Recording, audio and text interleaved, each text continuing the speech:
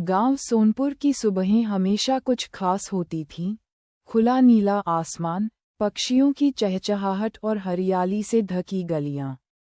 यहीं एक मिट्टी से जुड़ी कहानी जन्म ले रही थी, आरव और सिया की।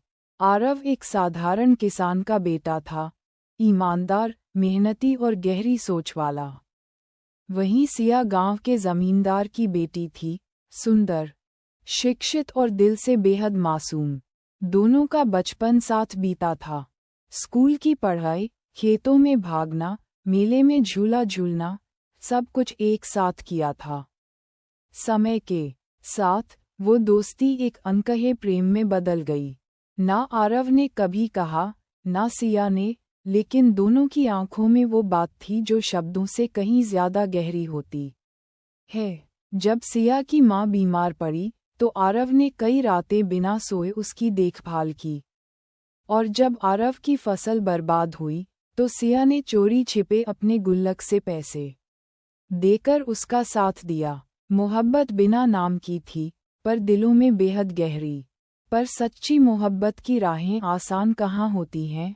सिया के पिता को जब ये रिश्ता पता चला तो उन्होंने आग बबूला होकर सिया को डांटते हुए कहा, हमारे खानदान की इज्जत किसी गरीब किसान के लड़के से नहीं जुड़ सकती। सिया रोई, गिड़गिड़ाए, पर उसकी बात किसी ने नहीं सुनी। उसकी शादी शहर के एक बड़े उद्योगपति के बेटे से तय कर दी गई। जब ये खबर आरव को मिली तो उसने कुछ नहीं कहा, बस एक आखिरी बार सिया से मिला और बोला, अगर तेरी खुशी मेरी जुदाई में है तो मैं इसे भी खुशी से कबूल कर लूँगा। और वह गांव छोड़कर दूर एक शहर में चला गया, जहां उसने पढ़ाई पूरी की, शिक्षक बना और अपने दर्द को किताबों में बांध दिया। सिया की शादी हुई, पर उसकी आंखों में हमेशा उदासी रही। उसका पति व्यस्त था, भावनाओं से दूर। सिया ने एक गृहिणी का फर्ज निभाया, पर उसका दिल कहीं पीछे छूट गया था, गांव के उस पीपल के पेड़ के नीचे, जहां आरव ने उसका नाम पहली बार मिट्टी में लिखा था। सालों बीते, एक हादसे में सिया के पति की मृत्यु हो गई।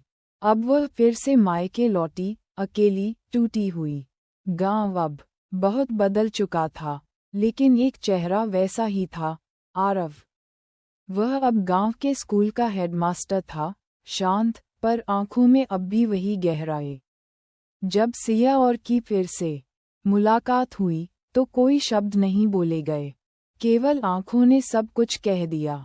अब दोनों रोज मिलते, बातें करते, गांव के बच्चों को पढ़ाते। उन्होंने शादी नहीं की, ना कभी समाज से किसी मान्यता की मांग की। उन्हें अब किसी प्रमाण की जरूरत नहीं थी। उनका रिश्ता अब आत्मा से जुड़ा था, बिना किसी नाम, बिना किसी बंधन। गांव वाले कहते हैं कि हर शाम आरव और सिया अब भी उस पुराने पीपल के पेड़ के नीचे बैठते हैं, जहां से उनकी कहानी शुरू हुई थी। वहां अब एक पत्थर पर खुदा है। सच्ची मोहब्बत मिलती नहीं, बनाई जाती है, त्याग, विश्वास और इंतजार से। ये कहानी इस बात का प्रमाण है कि सच्ची मोहब्बत समय से नहीं थमती, हालात से नहीं डरती और समाज की बंदिशों से नहीं टूटती। यह वह एहसास है जो जीवन भर साथ चलता है, चाहे जिस्म साथ हों या नहीं, रूहें कभी जुदा नहीं होती।